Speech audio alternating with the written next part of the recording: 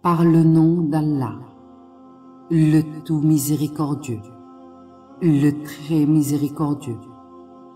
La conscience des humains, au cours des premiers siècles et des siècles suivants, s'est trompée lorsqu'elle s'est mise à pratiquer la vie en suivant un tournant qui l'écarte du chemin de Dieu et en se laissant subjuguer par les plaisirs qui disparaissent.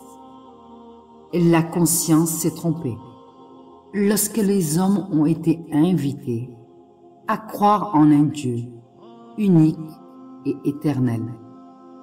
Mais la plupart des gens ont refusé et ils ont été incrédules. Ils ont été arrogants envers eux-mêmes et ils ont abondé dans les excès. Ils ne se sont pas posé la question de savoir laquelle des deux choses doivent-ils suivre d'abord et laquelle mérite davantage obéissance et agrément.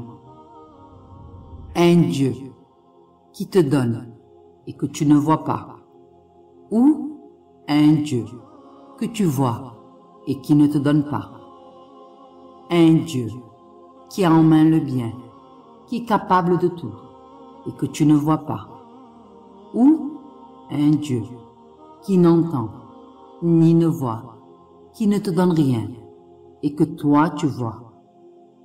Un Dieu qui a en main le royaume de toutes choses, qui protège et que nul ne protège, mais que tu ne vois pas. Ou un Dieu que tu vois, mais qui n'a ni puissance, ni force, ni existence, ni moyen. Un Dieu éternel qui décide selon la vérité et que tu ne vois pas. Ou un Dieu que tu vois, mais qui ne décide rien et qui sera condamné.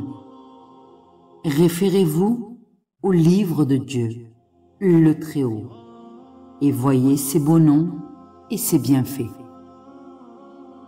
Par le temps, l'homme est certes en perdition, sauf ceux qui croient et accomplissent les bonnes œuvres, s'enjoignent mutuellement la vérité et s'enjoignent mutuellement l'endurance.